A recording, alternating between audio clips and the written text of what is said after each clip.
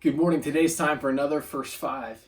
And this text is a little bit longer than some we normally do. So we're reading from Mark chapter 5. And I'm just going to get into this story that involves Jesus and really is kind of a challenge for us to recognize the goodness of God and even what doesn't seem good, especially when it disrupts something that we're not ready to be disrupted.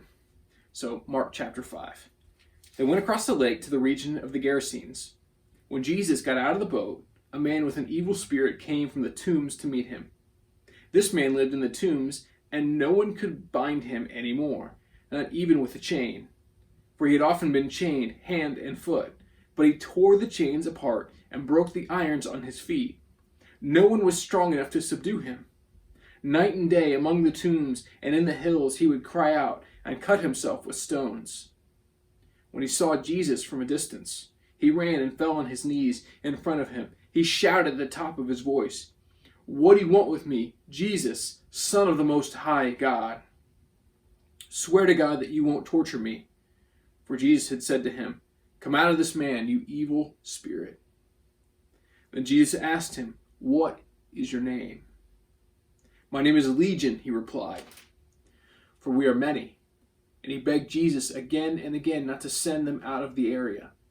A large herd of pigs was feeding on the nearby hillside. The demons begged Jesus, "Send us among the pigs, allow us to go into them." He gave them permission, and the evil spirits came out and went into the pigs. The herd, about 2,000 in number, rushed down the steep bank and into the lake and were drowned. Those tending the pigs ran off and reported this in the town and countryside, and the people went out to see what had happened. When they came to Jesus, they saw the man who had been possessed by the legion of demons, sitting there, dressed and in his right mind, and they were afraid. Those who had seen it told the people what had happened to the demon-possessed man, and told about the pigs as well. Then the people began to plead with Jesus to leave their region. As Jesus was getting into the boat, the man who had been demon-possessed begged to go with him. Jesus did not let him, but said, "Go home to your family and tell them how much the Lord has done for you, and how he has had mercy on you."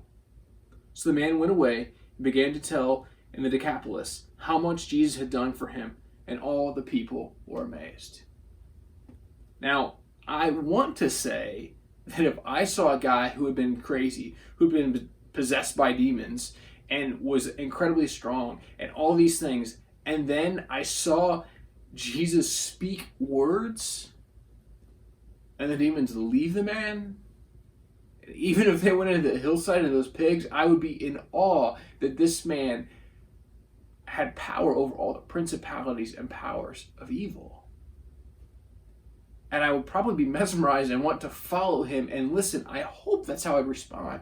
But what we find here is instead of this, these pig farmers, these people who their economy would have been driven by these pigs, what they saw in Jesus wasn't someone who'd come to set the world free of sin and oppression and let people be broken free from their bondages. They didn't see that. They saw their wallet get emptied. They saw their economy messed up. They saw what they had worked for being destroyed in front of them. Forget the fact that it was restoring the dignity to this man and setting him free from this bondage in his life. It had messed up their economy. Now, you may be saying, well, that's kind of harsh, but that's the reality here. And so as Jesus leaves, the man's like, I know what you've done for me. Others may not be able to see it. They may only see their own eyes about what happens to them, but I see what you just did. And so he says, "Let me come with you." And Jesus says, "No. Excuse me? Like, I want to follow you." And he goes, "Follow me, but this way. Go tell people about me."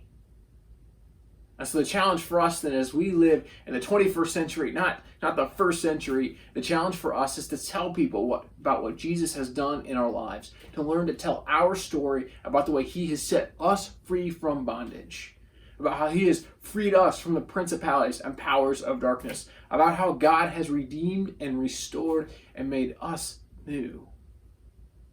So we might even look the same, but we're not the same. And this is an invitation to encounter Jesus in a way that changes everything, and to recognize that sometimes when we encounter Jesus in that way, it may mess up all kinds of stuff. But our hope is in the one who can can free us from those things as well. And so may you and I find freedom this day, but may we recognize that sometimes the freedom Jesus invites us to isn't going to look how we thought it would look. It may mess up some things in the systems around us, but if we'll come to know him, we'll be able to tell our story to others, and they too will be amazed, which is what happened for the demon-possessed man. So may you and I tell our story about what Jesus has done, and may we not worry about what happens behind that. May we tell the story about the way God has redeemed and restored us, and invite others to that same thing that we have come to know. May your day be filled with the love of God. May you be freed from whatever enslaves you. And may you and I find that knowing Jesus is enough for today. We'll see you next time.